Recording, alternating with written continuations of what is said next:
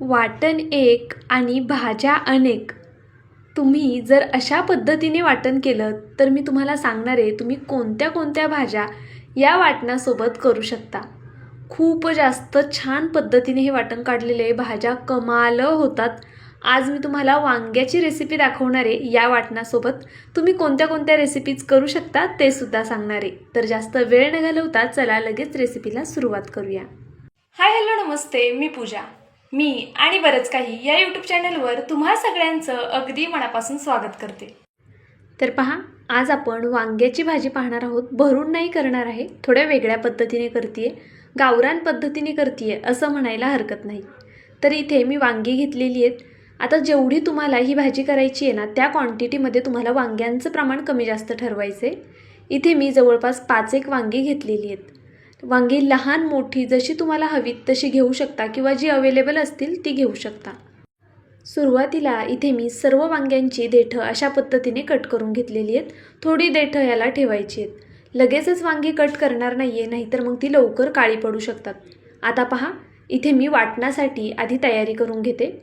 हे वाटण तुम्ही कोणत्या कोणत्या भाज्यांना वापरू शकता ते सुद्धा मी पुढे तुम्हाला सांगणारच आहे. इथे मी मुठभर कोथिंबीर घेतली आहे. छान हिरवीगार कोथिंबीर काड्यांसहित घ्यायची आहे.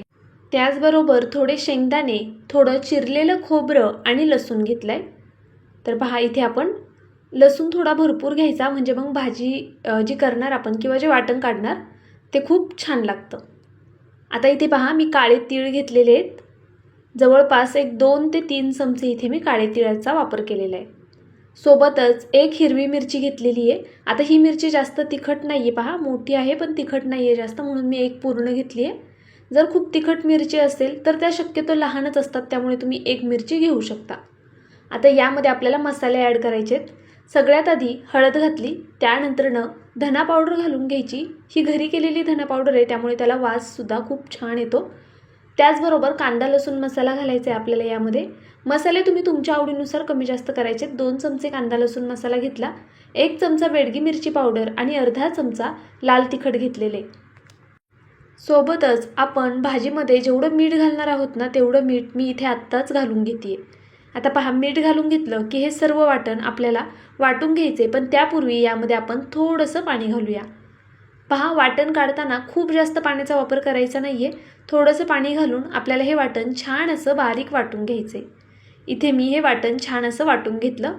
एका प्लेटमध्ये काढून दाखवते. वाटण शक्यतो छान बारीकच वाटायचं, म्हणजे आपली भाजी मिळून येते आणि भाजी दिसायलासुद्धा छान दिसते, खायलासुद्धा छान लागते. पाणी एकीकडे आणि वाटण एकीकडे होत नाही. त्यामुळे शक्यतो वाटण वाटताना थोडं पाणी घालून छान बारीक वाटून घ्यायचं. खूप जास्त पाण्याचा वापर करू नका. हे वाटण तुम्ही फ्रीजमध्ये आरामात 8-1 दिवस ठेवू शकता. अशा पद्धतीने जर वाटण काढून ठेवलं ना तर भाजी करताना खूप पटकनी होते आणि आपला वेळसुद्धा बऱ्यापैकी वाचला जातो.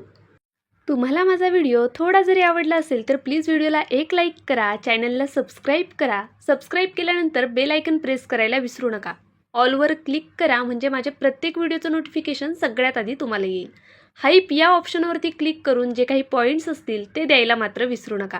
तुमचं एक लाईक, एक सबस्क्राईब आणि हे हाईपचे पॉईंट्स माझ्यासाठी खूप मोलाचे आहेत. छानशी कमेंट करा. चला रेसिपीकडे वळूया. आता वाटण काढून झालं की मग वांगी चिरायला घ्यायची. पहा, जर तुम्हाला भरून वांगं करायचं असेल तर आपण नेहमी भरून वांगं करण्यासाठी जसं वांगं कट करतो ना त्या पद्धतीने कट करा आणि यामध्ये हा मसाला भरून घ्या. पण मी आज भरून वांगं करत नाही आहे, त्यामुळे मी अशा पद्धतीने कट करते. पहा, वांग्याचे इथे मी 2 भाग करून घेतलेले आहेत. आपल्याला एका वांग्याचे 2 भाग करून घ्यायचे आहेत. जर तुम्हाला मोठी वांगी ठेवायची नसतील तर तुम्ही एका वांग्याचे 4 भागसुद्धा करू शकता. मी अशा पद्धतीने ही सगळी वांगी कट करून घेते. पहा, आता ही वांगी काळी पडू नयेत लगेच, म्हणून काय करायचं ते सुद्धा सांगणार आहे. खूप महत्त्वाची टिप देणार आहे. पहा, मी ही वांगी फक्त कट करेपर्यंत थोडी लाल पडायला लागलेली आहेत. तुम्हाला दिसत असेल तर वांगं पहा, कट केलं की थोडं पांढरं शुभ्र असतं, पण ते लगेचच लाल पडायला सुरुवात होती.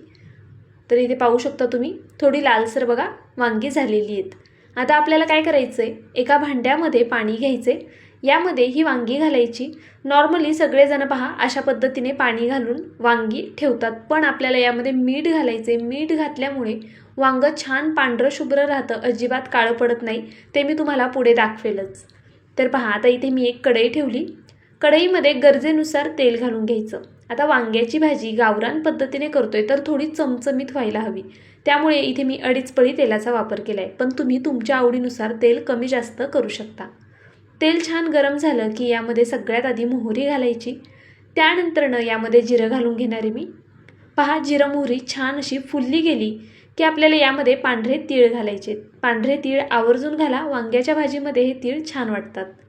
सोबतच मी इथे कट केलेली कोथिंबीर घालून घेतली. फोडणीमध्ये अशी कोथिंबीर घातली ना की फोडणी छान बसते आणि कोथिंबीरचा जो सुगंध आहे तो आपल्या या भाजीमध्ये उतरला जातो.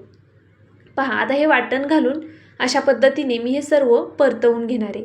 आपण कच्चं वाटण काढलं आहे, त्यामुळे आपल्याला हे वाटण कमीत कमी 3-4 मिनटं बारीक गॅसवर परतवून घ्यायचे.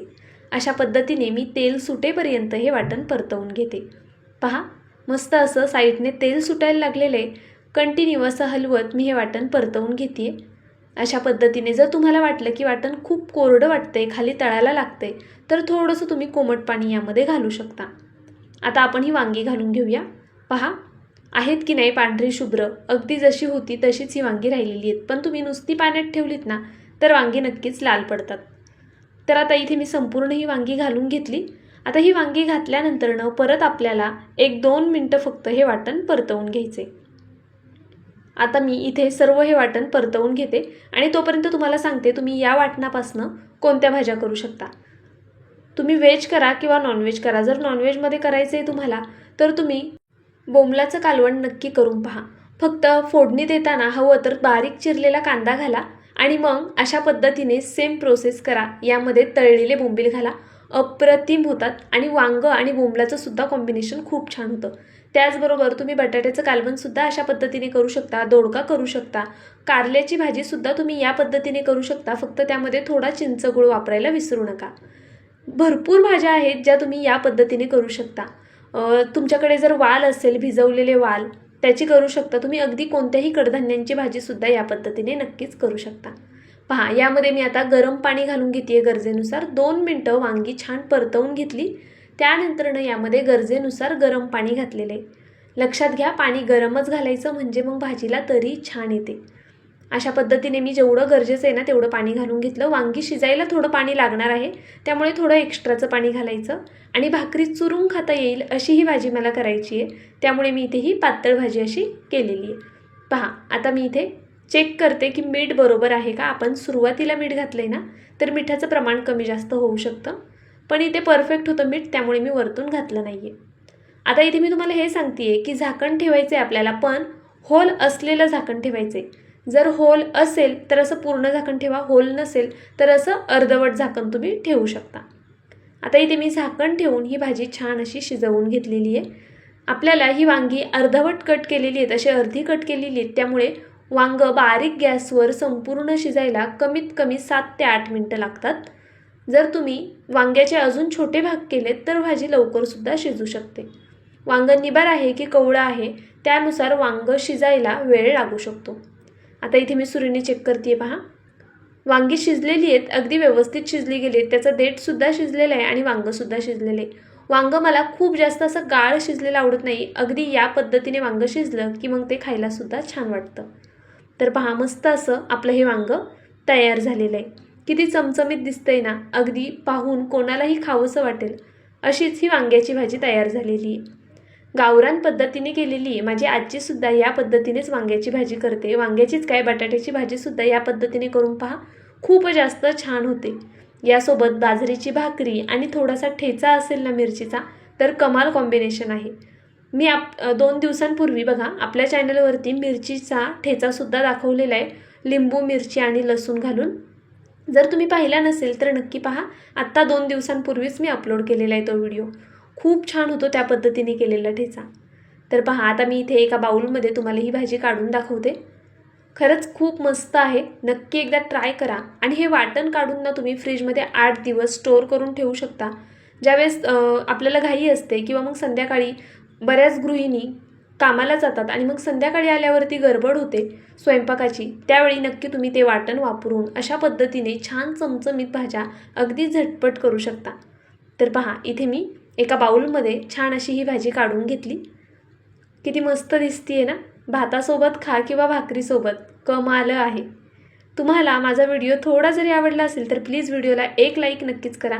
नवीन असाल तर सबस्क्राईब करून घ्या आणि अजूनही व्हिडिओला शेअर केलं नसेल मित्रमैत्रिणींमध्ये तर नक्कीच शेअर करा.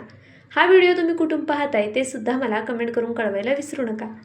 भेटूया आपण उद्या पुन्हा अशाच एका छानशा रेसिपीसोबत. तोपर्यंत bye. Thank you so much for watching.